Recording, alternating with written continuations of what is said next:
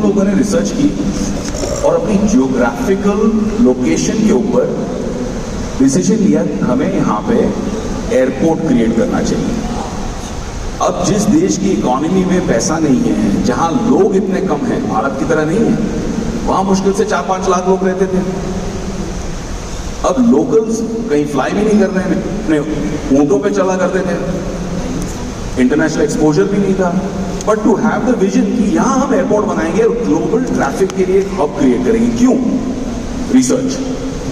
जब उन्होंने राजा को रिसर्च प्रेजेंट की तो राजा ने कहा हमारे देश में एयरपोर्ट एयरलाइन इसकी मतलब कोई आवश्यकता ही नहीं है, इस्तेमाल कौन करेगा? लेकिन उन्होंने एक बहुत अच्छा स्टैटिस्टिक पेश किया, ये कि दुबई का जो लोकेशन है वो दुनिया के कई देशों के 8 घंटे ट्रैवलिंग डिस्टेंस के अंदर है, सिर्फ 8 आवर्स। और ये 8 आवर्स की कनेक्टिविटी 5 बिलियन लोगों तक पहुंचती है। 5 बिलियन। भारत की पॉपुलेशन आज क्या है? 1.4 बिलियन। आप सोचिए 5 बिलियन तक की आपकी रीच है। अब इस पे वो दावा खेल गए, लेकिन इसमें भी बहुत अच्छी एक थॉट आती है। मखदूम साहब ने, राजा ने कहा कि देखो मेरे पास फालतू का पैसा नहीं है बहाने के लिए, तो मेरी 2 शर्तें हैं। पहली शर्त ये कि मैं आपको स्टार्टअप करने के लिए सीड कैपिटल दूंगा, केवल $10 मिलियन, जबकि उनके पास बिलियंस ऑफ डॉलर्स के ऑयल रेवेन्यू रिजर्व्स पड़े थे। वो ये भी कह सकते थे लगाओ 1 बिलियन लगा दो, देखी जाएगी, सबसे बड़ी एयरलाइन हम क्रिएट करेंगे, ईगो में आ सकते थे। बट उन्होंने शुरुआत की सिर्फ $10 मिलियन से और ये कहा स्पष्ट, अगर दोबारा मेरे पास आए, ये कहने के लिए सरकार 1-2 मिलियन और की जरूरत है, 5 मिलियन और की जरूरत है, तो सोचना भी मत, मेरे दरबार में एंट्री मत लेना। तो जिसने डिसीजन इतना स्ट्रांग ले लिया कि 10 मिलियन दे रहा हूं, गए तो गए, वापस नहीं आओगे, इसी में से पैसा क्रिएट करोगे, इसी में से ग्रोथ होगी। तो एक ऐसी एयरलाइन 10 मिलियन से बनी कैसे, जो आज की तारीख में 15-16 बिलियन डॉलर का धंधा करती है हर साल। कितना? 15 से 16 बिलियन डॉलर का धंधा। और शुरुआत कितने से की? $10 मिलियन केवल। दूसरी शर्त क्या थी राजा की? शेख मखदूम ने यह कहा, देखो मेरी नाक नहीं कटनी, it has to be a world class quality airline. दे रहे हैं सिर्फ 10 मिलियन, लेकिन दिमाग में क्या कीड़ा ठोक दिया सबके कि भैया वर्ल्ड क्लास क्वालिटी होनी चाहिए, दुबई का नाम खराब मत करना। So they were having a very interesting कैच-22 सिचुएशन। और ये मैं पॉइंट इसीलिए हाईलाइट कर रहा हूं क्योंकि अक्सर हम जहां जितने लोग बैठे हैं, हमारे लिए इजी वे आउट हम सोचते हैं कि भाई पैसा है तो धंधा है। पैसों से धंधा नहीं होता है, धंधे से पैसा होता है। रिपीट आफ्टर मी, पैसों से धंधा, धंधे से, यस, धंधे से पैसा होता है, पैसों से धंधा नहीं होता है। तो उन्होंने क्या किया, बड़ी इंटरेस्टिंग कॉन्सेप्ट और बड़ी इंटरेस्टिंग फैक्ट मैं आपके साथ शेयर कर रहा हूं जो शायद ऑडियंस में किसी को पता हो। उन्होंने वेट लीजिंग का कॉन्सेप्ट निकाला। वेट लीजिंग मतलब उन्होंने इमीडिएटली, पहले कैपिटल तो था नहीं, $10 मिलियन थे केवल, तो $10 मिलियन के साथ क्या करेंगे? एयरक्राफ्ट तो नहीं खरीद सकते। So they created a concept of wet leasing. Capex कर दिया मिनिमम, जेब से पहले पूंजी लागत लगाने की ताकत ही नहीं थी, तो उन्होंने किससे टाइप किया पता है? कौन सी एयरलाइन के साथ टाइप किया कि भाई हम आपके एयरक्राफ्ट को रेंट करेंगे, लीज करेंगे, और उस एयरक्राफ्ट से और आपके क्रू से हम चलाएंगे। यानी कि ना उनकी सैलरीज का आउटगोइंग, ना उनकी एयरक्राफ्ट का खर्चा, सिर्फ और सिर्फ बाहर से रेंटल मॉडल पे लिया है, with crew, with expertise and with aircraft. Pakistan international airlines, PIA। आज एमिरेट्स कहां है और PIA कहां है? आप सोचिए, PIA के एयरक्राफ्ट से शुरू करके उन्होंने एमिरेट्स क्रिएट किया। उन्होंने नेक्स्ट क्या किया? PIA से शुरू करके कौन से सेक्टर्स में ब्रिलियंट बिजनेस निकल के आएगा। बढ़िया कहाँ सेल अच्छी है और कहाँ सेल खराब है। अब उनको एक्सपेरिमेंट करने के लिए बड़े खर्चे की जरूरत ही नहीं है। एक बार सेक्टर में दोहराया, मजा नहीं आया, कैंसिल। जो सेक्टर्स पैसे दे रहे हैं, जिस सेक्टर से उनको धंधा आ रहा है, रेवेन्यू आ रहा है, उसी पे फोकस किया, उसी पे कॉन्सेंट्रेट किया और उसी क्रू, उन्हीं के एयरलाइंस के साथ में एक्सीलेंट एफिशिएंसी क्रिएट की और इस तरह से एमिरेट्स ने अपना रेवेन्यू जनरेशन करना शुरू किया। जैसे रेवेन्यू आई, then they started leasing their own aircraft. World's best aircraft A380 की फ्लीट सबसे बड़ी दुनिया में उनके पास ही है। But they did some very interesting thing जो हम अपने धंधे में भी सोच सकते हैं, लगा सकते हैं। थैंक यू बाबू, दूध पीता बच्चा हूं।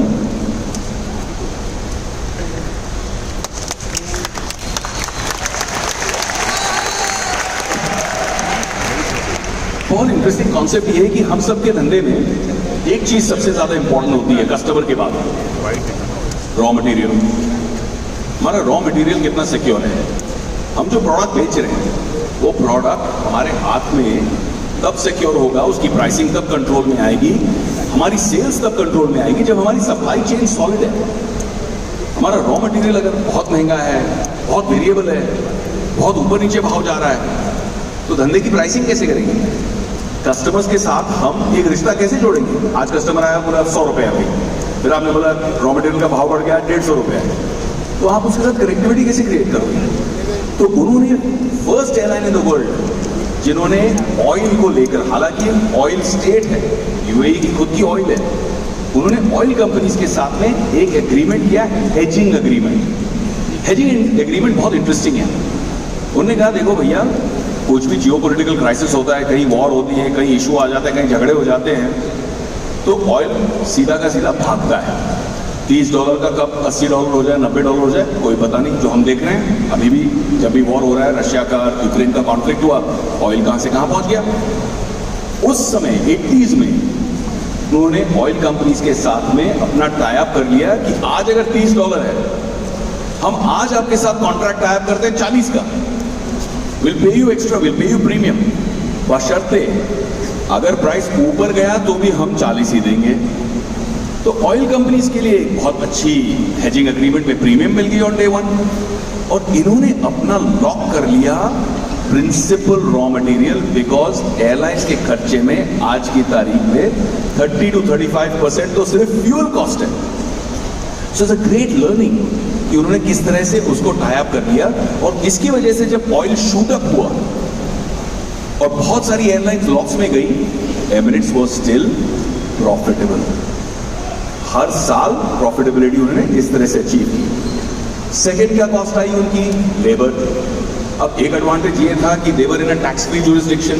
तो हमें क्या सोचना है, इसमें से सीखना क्या है कि जिस ज्यूरिसडिक्शन में हम हैं, जिस स्टेट में हम धंधा कर रहे हैं, जिस देश में हम धंधा कर रहे हैं, उसकी स्ट्रक्चर, रेगुलेटरी स्ट्रक्चर को हमको स्टडी करना है कि मुझे इसमें क्या बेनिफिट्स मिल सकते हैं, मेरे कंपेटिटर के साथ क्या बेनिफिट मिल सकते हैं। क्योंकि मुझे लगता है कि इस वक्त ऑडियंस में बहुत सारे ऐसे बिजनेसमैन हैं जो अब चाइना की सप्लाई चेन को रिप्लेस करेंगे वर्ल्ड इकोनॉमी के लिए। तो हमारे क्या एडवांटेजेस है ओवर चाइना?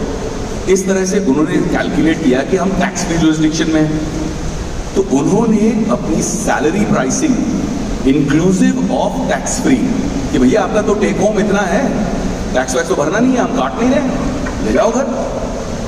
और दूसरी चीज उन्होंने की, एमिरेट्स में आज टोटल लोग जो काम करते हैं 160 देशों से, 160 देशों से। सीधा नहीं किया कि भाई इंडिया में लेबर चीप है, सारा लेबर इंडिया से ले लो, पाकिस्तान से ले लो, लोकली ले लो। क्यों 160? क्योंकि they never allowed यूनियनबाजी।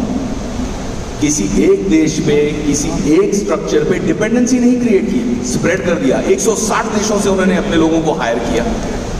Absolute zero tolerance policy पे आपने रूल तोड़ा, यू आर आउट। तो सब अपने स्ट्रिक्टेस्ट एंड बेस्ट बिहेवियर पे। तो आज जब ब्रिटिश एयरवेज की बात कर रहे थे आप, ब्रिटिश एयरवेज की कॉस्ट ऑफ मैन पावर 42% है, 42%, and that's why profitability of BA is so low. मैं फ्लाई करके आया हूं, बीए दिखता है, बट एमिरेट्स की वही मैन पावर कॉस्ट क्या आएगी? Give me a guess somebody. 42% उनका है तो इनका कितना होगा? 12 होता तो बहुत अच्छा होता, नहीं है, थोड़ा ज्यादा। You are absolutely right, 21%। तो 21% और 42% में कितना डिफरेंस है? डबल का।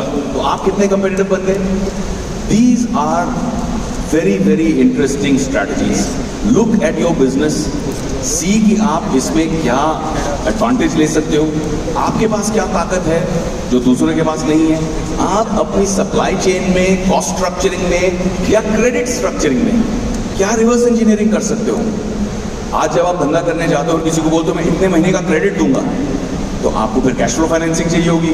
फाइनेंसिंग कॉस्ट इंडिया में सस्ती नहीं है। तो आप वेंडर से कैसे क्रेडिट खींच सकते हो, क्या स्ट्रक्चर बना सकते हो? Pay more but do more, sell more. What is the strategy that suits you and your business? You have to study that. वो डेटा निकालना है हमको। Launch is everything. अब मुझे बड़ा बिजनेस की टीम ये कह रही थी कि I must share a small story about my launch. आप लोग सुनना चाहेंगे? तो 21-22 साल पहले की कहानी है। सडनली पूरा फील कर रहा हूँ। तो मैं आया था यूएस से पढ़ लिख कर स्कॉलरशिप पर, न्यूयॉर्क यूनिवर्सिटी से मास्टर्स करके फिल्म में, और भारत पहुंचा। और जैसे फिल्म इंडस्ट्री में उस ज़माने में एक चलन था कि बेटा आया है, पढ़ लिख कर तैयार हो गया है, अब इसको लॉन्च किया जाए, राइट। तो लॉन्च करने के लिए नॉर्मली फादर जो हैं, सेकंड जनरेशन हूँ मैं, तो उन्होंने अपनी पूंजी समेटी। उन्होंने कहा कि बेटे के लॉन्च के लिए एक पिक्चर बनाते हैं। अब्बास मुस्तान साहब बहुत बड़े डायरेक्टर्स थे उस ज़माने में। उन्होंने उनको साइन किया और मेरी फिल्म को लेके लिखावट शुरू हो गई। अब मुझे रात को नींद नहीं आए, क्योंकि मेरे दिमाग में यही चल रहा है कि यार ये मेरे मेरिट पे तो नहीं कर रहा हूँ मैं, पिताजी बना रहे हैं। और पिताजी मेरे आइडल, मेरे हीरो, क्योंकि उनको किसी ने सिफारिश नहीं दी थी। उन्होंने स्कॉलरशिप में FDI ज्वाइन किया, 7 सीटों में से पूरे भारत में से एक वो सिलेक्ट हुए। बिना किसी सिफारिश के बम्बई आकर स्ट्रगल किया। स्ट्रगल करके उन्होंने अपने दम पर, अपने टैलेंट पर मकाम हासिल किया। तो इंस्पिरेशन तो ये है। और मैं काम कर रहा हूँ बिल्कुल कॉन्ट्ररी टू इंस्पिरेशन। पिताजी से पैसे लगवा रहा हूँ। अच्छा, कुछ नहीं हो गया तो पिताजी की पूंजी, उनकी मेहनत, उनके 20-30 साल का करियर वो जीरो हो जाएगा। तो इस पिक्चर में इस तरह की बिजनेस है, आप या तो बहुत कमा सकते हो या बहुत घटा सकते हो, लूज कर सकते हो पैसा। अब ये रिस्क जो था, ये मेरे कॉन्शियंस पे बहुत भारी पड़ रहा था। मुझे लग रहा था, जो आजकल के ज़माने में मैं बहुत बच्चों से मिलता हूँ तो उनको लगता है पापा के पास इतने पैसे हैं, मुझे इतना दे देते तो मैं भी कहाँ पहुँच जाता अपने दोस्तों की तरह, मैं भी अपनी कंपनी शुरू कर लेता। पर मेरी सोच, मेरे विचार उस समय बिल्कुल विपरीत थे। मुझे लग रहा था नहीं, ये गलत है, अपने दम पे करना चाहिए। 15 साल की उम्र से मैंने पिताजी से पैसे नहीं लिए हुए थे। छोटे छोटे ऑड जॉब्स करके, छोटे छोटे बिजनेसेस करके अपना खर्चा वर्चा खुद चलाया था। अमेरिका में भी उनसे पैसे नहीं लिए, पढ़ाई लिखाई का खर्चा खुद से चलाया था। अब उसूल की बात आ गई, तो मुझे लगा कि अब क्या किया जाए। एक तरफ ब्रेक, अपना करियर, इतना बड़ा डायरेक्टर, और दूसरी तरफ उसूल। तो कांपता मैं पिताजी के पास गया और मैंने कहा मुझसे नहीं हो पाएगा ये। तो क्या हुआ, नर्वस हो गए? तो क्या हुआ? मैंने कहा नर्वसनेस की बात नहीं है पिताजी, उसूल की बात है। स्ट्रगल करूंगा और खुद अपना मकाम हासिल करूंगा। गलती होगी तो मेरी होगी, सक्सेस होगा तो मेरा होगा।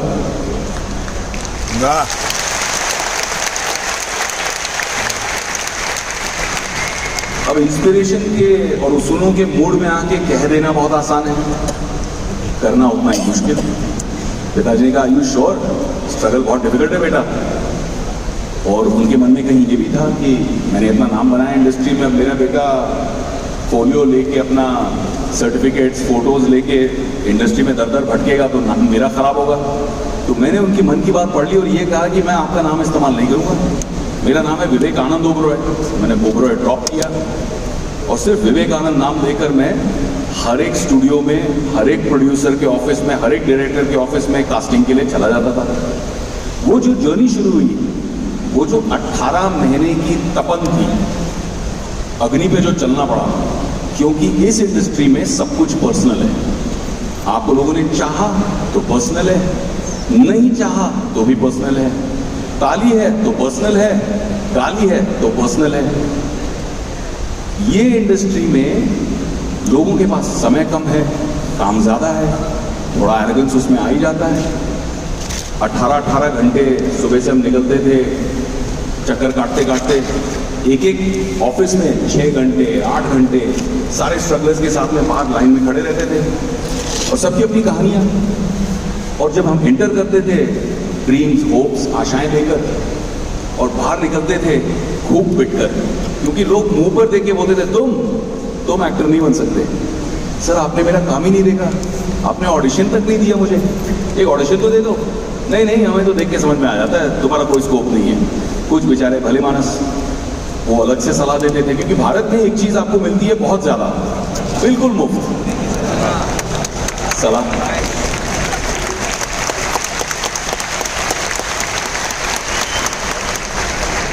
तो सलाह देते थे बेटा तुमको हम कहीं और लगवा देंगे, तुमको अच्छी सी नौकरी दिलवा देते हैं, कैमरा डिपार्टमेंट में ज्वाइन कर लो, असिस्टेंट बन जाओ कहीं डायरेक्शन डिपार्टमेंट में, पैसे भी ठीक से कमा लोगे, कहीं लाइफ में आगे करियर निकल जाएगा। ये कहा तुम एक्टर के चक्कर में पड़े हो। लेकिन फायर अंदर की आग जो थी अंदर, वो सारे जहर को निगल जाते थे। और तप कर उससे मैंने फ्यूल बनाया अपना, तप कर कि यार करना है। अपने मन में एक लिस्ट बनाने लग गया ये सारे प्रोड्यूसर्स की, कि एक दिन ये सारे प्रोड्यूसर्स मेरे घर चल के आएंगे, मुझे साइन कर। उसी सपने के साथ सोता था, उसी सपने के साथ उठता था, और दोबारा वही 18 घंटे की चाल। फिर कहीं से इंफॉर्मेशन मिली, ये फिल्म बदली गई, कंपनी गैंगस्टर्स की फिल्म है, राम गोपाल वर्मा साहब उस फिल्म की कास्टिंग कर रहे हैं। हम पहुंच गए, शेव वेव करके अच्छे कपड़े पहन के एकदम बढ़िया सा स्ट्रगल करते हुए चले गए। कहीं किसी के थ्रू एक इंफॉर्मेशन मिली, लाइन में हम भी खड़े हुए, वर्मा साहब से मिले, उन्हें अपने सर्टिफिकेट दिखाए, उन्हें अपना काम दिखाया, उनको अपने छोटे से वीडियो क्लिप्स दिखाए। उन्होंने कहा कि देखो तुम एक्टर तो बहुत अच्छे हो, लेकिन मेरे लिए नहीं हो। मैं कहा क्यों सर, मैं आपका बहुत बड़ा फैन हूँ, मैं आपके साथ काम करना चाहता हूँ। उन्होंने कहा ये फिल्म जो है ना वो भाई स्लम के बंदे की है, झोपड़पट्टी में बड़ा हुआ, हट्स में रहा हुआ, तपा हुआ, उसकी भाषा, उसकी चाल ढाल, सब कुछ उस दुनिया की है, अंडर बेली की है। तुम बहुत पॉलिश्ड हो यार, तुम न्यूयॉर्क से पढ़ के आए हो, तुम्हारी अंग्रेजी है फराटेदार, ये तो नहीं दिख नहीं रहा, मुझे सूट नहीं करेगा। उनके बगल में उनके एडिटर बैठे थे चंदन अरोड़ा, उन्होंने भी कहा सर सही कह रहे हैं, आपको ये बिल्कुल कैरेक्टर सूट नहीं करेगा, अगली पिक्चर में कभी कुछ होगा तो चांस देंगे आपको। अब यहाँ 2 ऑप्शन थे, accept no for an answer और टर्न द कॉन्वर्सेशन अराउंड। धंधे में भी ऐसे होता है, या तो आप मान जाओ कोई कस्टमर हमारा नहीं प्रोडक्ट खाने वाला, या तो आप उसे कन्विंस करो। तो मैंने मांगा मौका, मैंने कहा सर ठीक है, accepted, I respect your decision, but मुझे 15-20 दिन दे दो, और केवल 15 मिनट दे दो उसके बाद। I only need 15 minutes after 15-20 days. अरे यार 15-20 दिन में क्या बदलेगा सर, वो मेरा काम है, मैं करके दिखाऊंगा, क्या बदलेगा, 15 मिनट का समय मांग रहा हूँ। तो उन्होंने मूड में कह दिया हाँ चलो ठीक है 15 मिनट, 15-20 दिन बाद आ जाना। अब ये 15-20 दिन में मैंने की होमवर्क, ट्रांसफॉर्मेशन। मैंने डिसाइड किया कि 18 महीने की मेहनत और स्ट्रगल, ये भी नो एक्सेप्ट करके वॉकआउट करने के बजाय 15 दिन में इतनी मेहनत करूं कि नो यस में बदल जाए। तो मैंने क्या किया, झोपड़पट्टी में गया, खोली कहते हैं वहां पे झोपड़पट्टी में, खोली हट को, खोली ने भाड़ा देकर, रेंट देकर वहां रहने लग गया।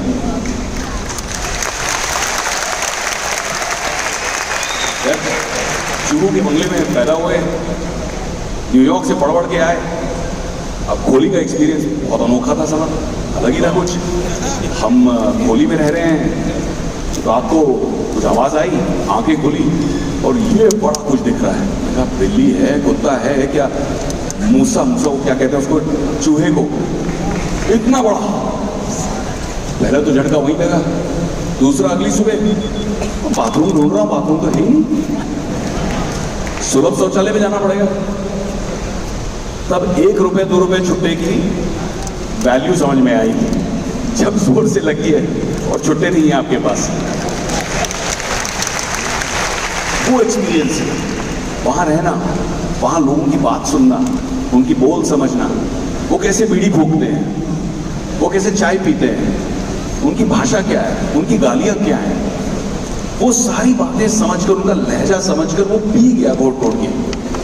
और 20-21 दिन बाद मुझे मौका लगा, राम गोपाल वर्मा जी ने वो 15 मिनट मुझे जो प्रॉमिस किए थे वो दे दिए कि भैया आज आ जाओ।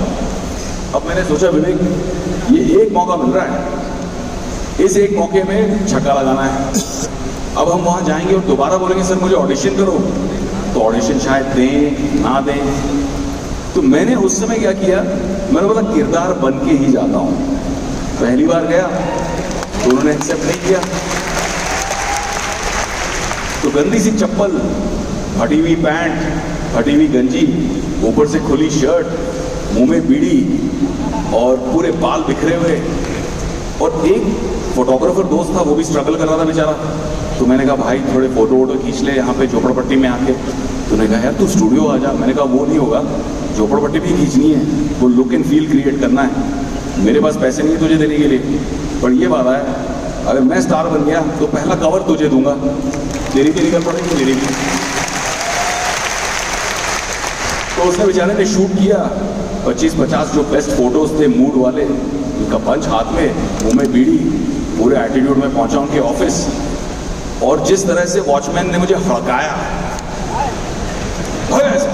कहां से चले आते हैं। अंदर से मैं खुश हो रहा हूं कि एक बंदे को तो कन्विंस कर लिया अपन ने।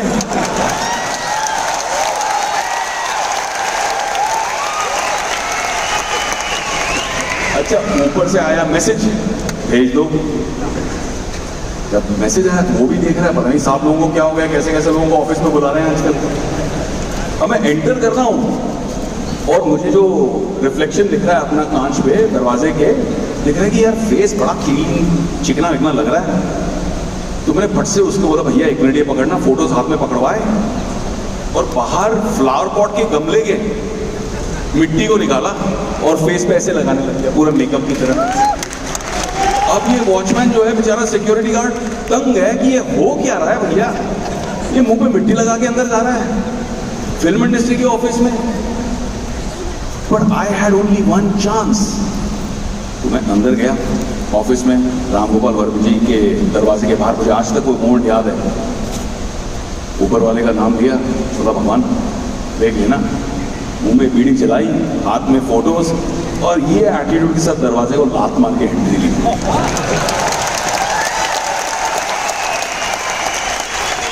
पूरे स्वैग के साथ अंदर घुसे, कुर्सी खींची, वर्मा जी सामने बैठे थे, चंदन उनका जो एडिटर था वो भी बगल पे बैठा हुआ था। अब वो भी शॉक हो गए कि यार ये लड़का कौन है। अब चेयर खींचा और सीधा का सीधा, मतलब डू और डाई। अंदर से तो दिल धक धक धक धक धक धक धक धक कर रहा था, पर बाहर से एटीट्यूड, अरे बाप रे जबरदस्त एटीट्यूड। बीड़ी फूकते हुए पैर मैंने सीधा चप्पलों के साथ उनके टेबल पे रखे, एक के ऊपर एक, पूरे एटीट्यूड में फूकते हुए उनको देख रहा हूँ। अब मुझे घूरते जा रहे हैं। मैंने एटीट्यूड में उनको कहा थोपड़ा क्या देखता है, फोटो देख फोटो। और फोटो का पंच उठा के टेबल पे फेंक दिया। अब वो कभी फोटो को देखें, कभी मुझे देखें। अंदर से तो मैं हालत खराब है, नर्वस हूं कि यार तूने ज्यादा तो नहीं कर दिया, पैर वैर उनके टेबल पे। अब कमिट कर दिया, उतार भी नहीं सकता। अब मेरे पास जो भी होगा देखा जाएगा, अभी तो फॉलो थ्रू करना है मेरे को परफॉर्मेंस पूरा। और पूरे एटीट्यूड में उठे, बोला यार ऐसा ऑडिशन मैंने अपने पूरे करियर में नहीं देखा।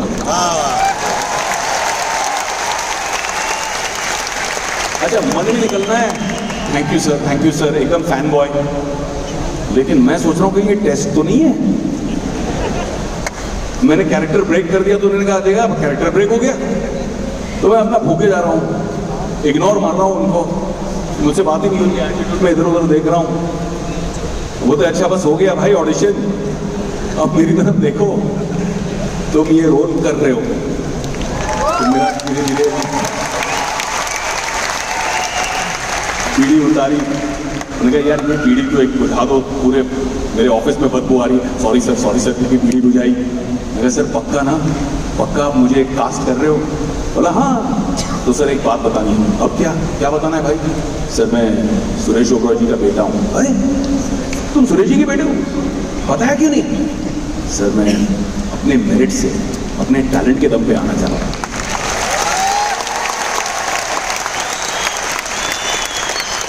उन्होंने हाथ मिलाया मुझसे, आंखों में आंखें डालकर बोला चलो।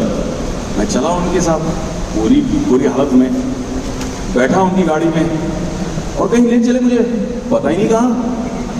मैं बोल रहा हूँ थोड़ा फेमिलियर सा लग रहा है मामला। मेरे पिताजी के बंगले के बाहर आके उन्होंने गाड़ी रोक दी।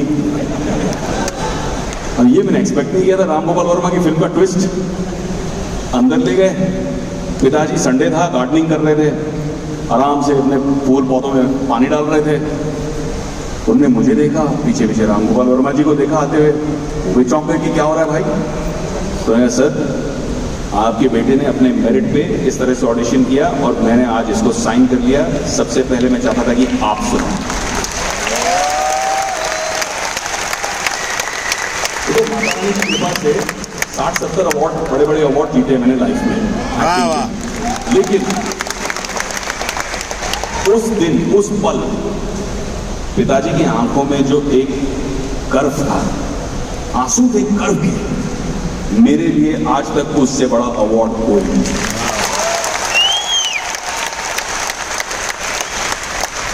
तो ये मेरे लॉन्च की कहानी थी, लेकिन हम आपके लॉन्च की बात कर लें। आज जो हम यहां आए हैं, एक बहुत मोमेंटस, ऐतिहासिक ओकेजन है, क्योंकि आज एआई के माध्यम से, आर्टिफिशियल इंटेलिजेंस के माध्यम से जो बड़ा बिजनेस ने एक जबरदस्त ऐप क्रिएट किया है एंटरप्रेन्योर लॉन्च पैड के लिए, आपको सक्षम करने के लिए, आपको इंफॉर्मेशन देने के लिए, आपको सलाहें देने के लिए।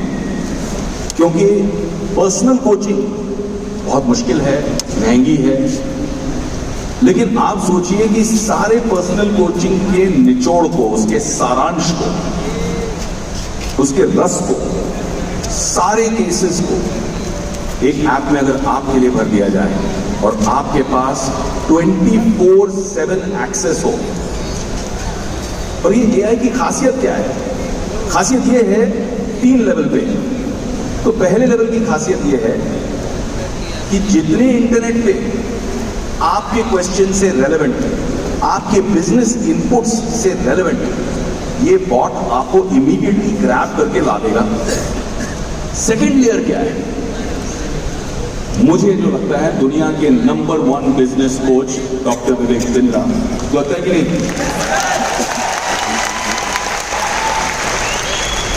उनकी जो एक एनसाइक्लोपीडिया ऑफ नॉलेज है, उनकी जो एक encyclopedia of case studies, information, best practices, amazing examples, वो सेकेंड लेयर पे आ गया।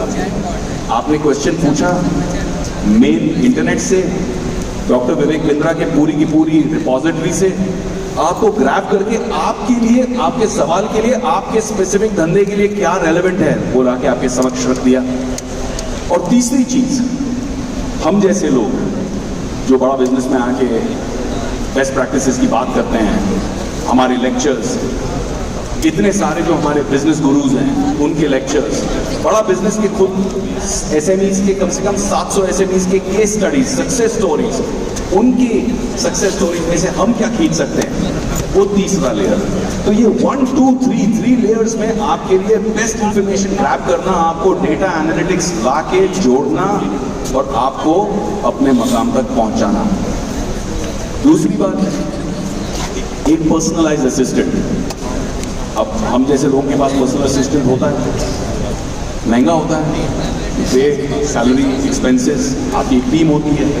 एक पर्सनल असिस्टेंट की लिमिटेड कैपेसिटी होती है, capacity of information, capacity of work, capacity of time. 24 घंटे में तो फ़ोन नहीं कर सकता, मुझे भी ध्यान रखना पड़ता है यार रात के 8 बज गए, अब इसके बाद फ़ोन नहीं करना चाहिए कायदे से। या 10 काम हैं तो 2 ही दे पाऊंगा, 4 ही दे पाऊंगा, बाकी के 6 मुझे किसी और को देने पड़ेंगे।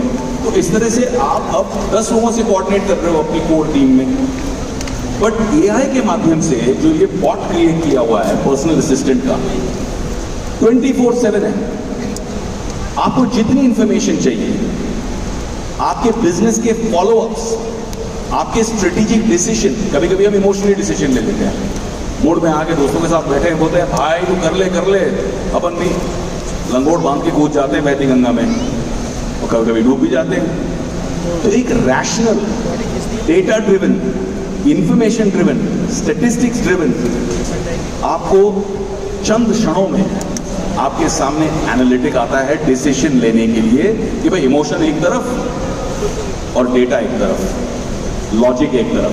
फिर आप लॉजिकल डिसीजन ले सकते हो कि मुझे अपने धंधे के लिए ये करना चाहिए, ये नहीं करना चाहिए, इसका आउटकम क्या आएगा।